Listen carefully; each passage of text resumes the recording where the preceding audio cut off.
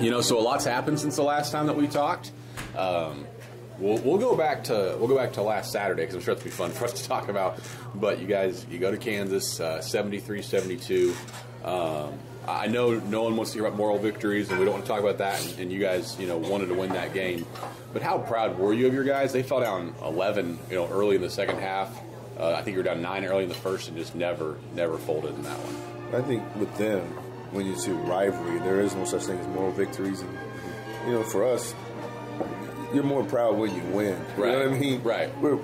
We showed a lot of pride and fighting and having a chance to win the game. And for our guys, they want to win. So, it was tough. Yeah. Our guys are emotional. X is extremely emotional. So that's what hurts you when you see, your kids care. Right.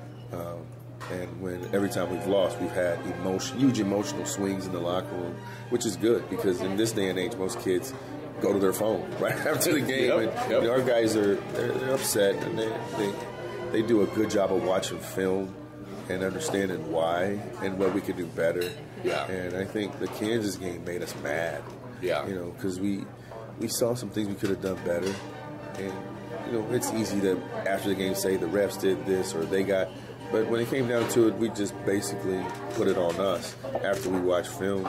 But that allowed us to get ready for Oklahoma. Right. And for who was coming in, the most dynamic guy in the country. And that was more important than festering on not getting the right shot or what we did right or wrong at the end of the Kansas game was getting Oklahoma right. You go back to really even the second half of Texas Tech, and then, of course, Oklahoma State, Kansas, and then Oklahoma last night. Cardi's has been fantastic. He was good in the second half against Tech. I think people forget that. And then in 3 starts, he's averaging 17 or 18. Is he playing as well as you could have hoped for in this stretch? Well, obviously, what we thought he can do, he's doing. Right. And we said that he's explosive guard. He can get to the rim. He can do some things, but he's shooting it beyond unbelievable. Yeah. Beyond where we thought. And, he's a kid who's supremely confident. He told us when he was sitting out and sitting in chairs shooting and doing stuff like that he's going to make 45 out of 53s at some point. That'll never happen in your career. But, how he's shooting right now, the level of confidence he's playing, and when you learning how to play sometimes means actually playing. Right. And his talent is without question, but learning how to really play with people is happening in a game for him, and that's unusual for a kid, but it was out of necessity with camp going out. He had to learn how to grow up, learn how to make decisions a lot quicker. And, it's been good for him and great for us that he's playing at a high level. Something about him, and I'm curious if this is intentional or something you guys teach him, he always seems to take really efficient shots either at the rim or threes. You don't see any mid-range jumpers from him. You see a lot of NBA teams stopping only taking shots at the rim or threes. Is that something he's doing on purpose, or it's just kind of working out that way? I think he's going to have to develop a pull-up at some point because people are going to, be fearful of him getting to the rim and take away the three-pointer too. So they're going to set up to run him off the line and try to take charges on him. And he'll continue to learn. He's a good learner. He's a quick learner. And, he's a basketball guy. He really watches and pays attention. And for him, he doesn't go fast.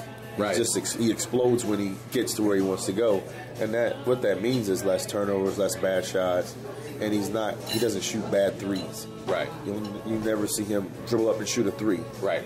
You'll see him be poised enough where he'll throw it, then he'll get it back, and then he'll shoot it. He's not comfortable shooting a off-the-bounce three in transition yet, which is good because we got enough guys that take him anyway. Absolutely. So his poise has been good for a young guy. One more thing about the past, and then we'll go to Oklahoma. And with Cartier, I think he had 18 in the second half against KU. Freshman Allen Fieldhouse, that kind of thing. I was incredibly impressed with how he played. Was he as calm as he looked to somebody just watching the game? Well, that's who he is. Yeah, he's a different kid. To be honest, I think none of our kids realized where we were. We were just playing. Yeah. And when you're not in awe of a place, you have a chance to compete. And, we've come up short, so close. Yep. And, to lose like we did last year and to lose by 3 at home, we feel like we're at that point where we can have a regular thing of winning against them. So, that's the that's, when you come into a league and somebody's the big brother and you're in the same state as them, that's where you want to build it to, where every game's competitive, and it's, that's what rivalries are about. Each side wins. Right. And it's been pretty lopsided Absolutely. in the past. Moving to Oklahoma now, of course, number 4 team in the country, Trae Young, worthy of all the hype that he's got. But aside from a stretch in the first half, where they closed it back and took the lead for a minute, you guys really handled that game from start to finish. Is that the best game you guys have played this year? Well, I think knowing what was at stake, I think it was as good as we could play. And, Coach tells those guys, to win games like that, you got to get to the magic level, and that's where you play not above who you are, but at your very best that you can play. Right.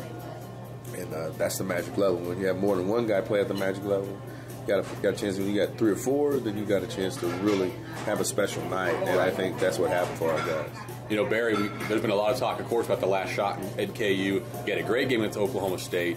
He was played a lot of minutes, and last night, 24 points. He had 16 in the first 14 minutes. Helped force Trae Young into 12 turnovers. I just thought he played, obviously, a tremendous game.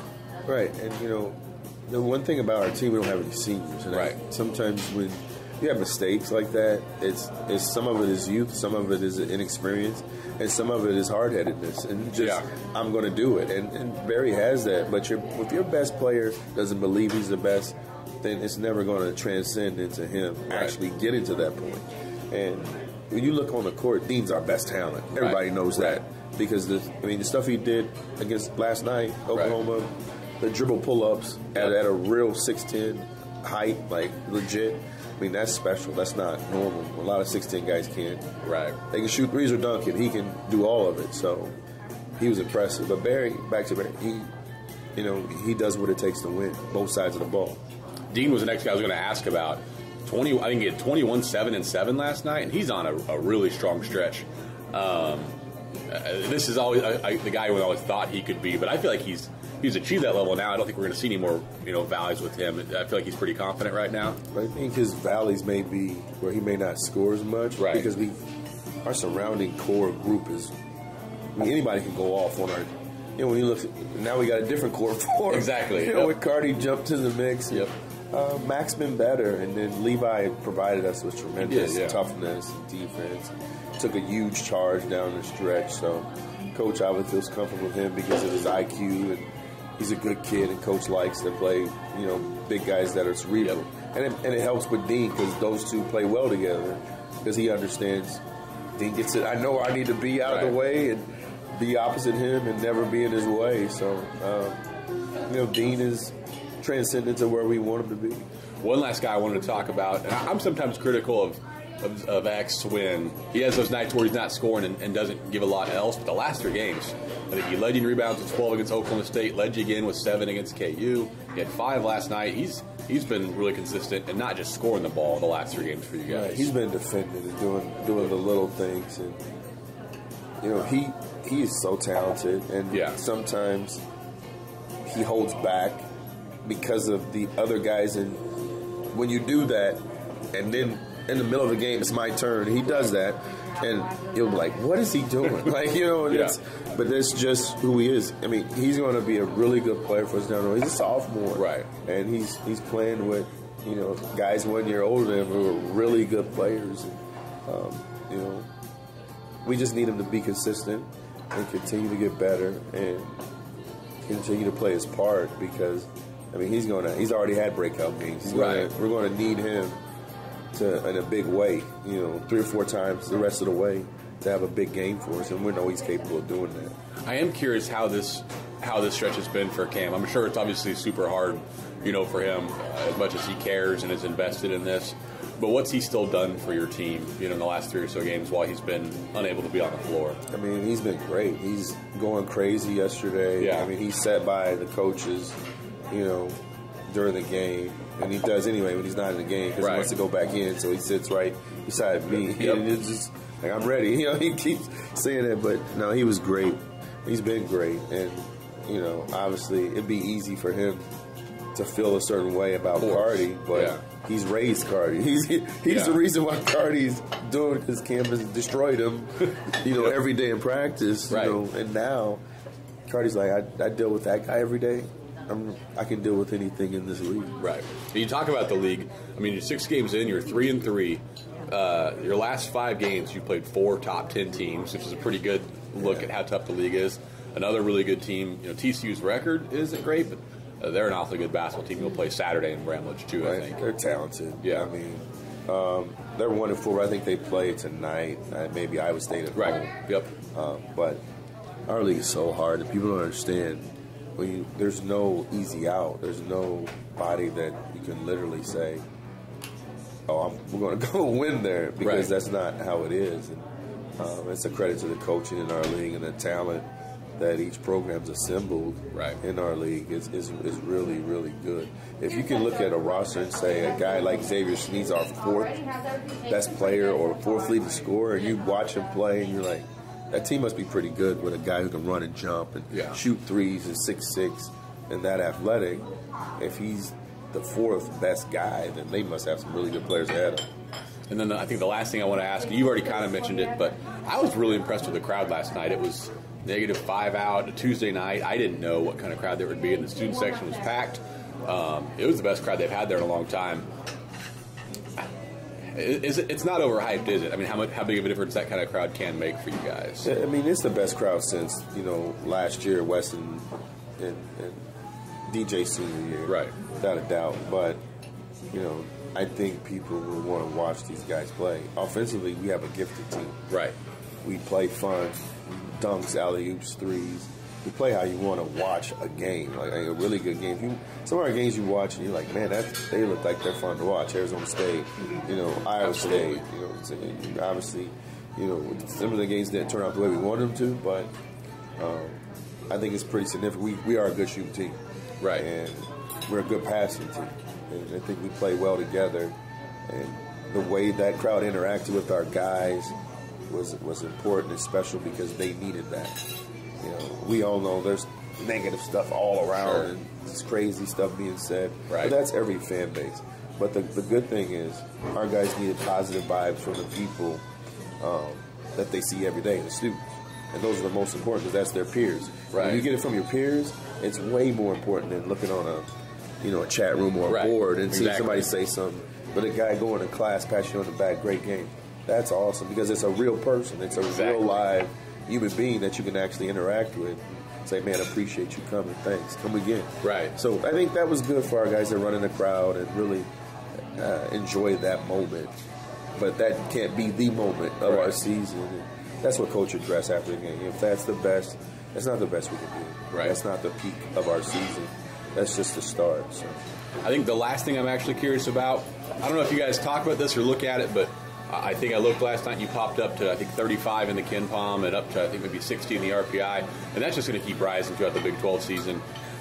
As a staff, do you guys look at those metrics and talk about them? Do you talk to your players, or do you just put that stuff aside and look at the next game week after? You always look at the metrics of where you are number-wise, RPI, if you're getting votes in the AP. Yep. Ken Pom is important, BPI, all that stuff we look at. The kids just look at ranks. That's all they, because that's what they live for. And that's as a college basketball, that's what you always want. And for us, it's significant because you can. What your RPI is generally related to where you're locked in as a seed, and that's what we think about as you progress. We keep getting better, and that's the one thing that with this group has shown we're going to keep getting better, keep that group together, and keep them working hard and getting better.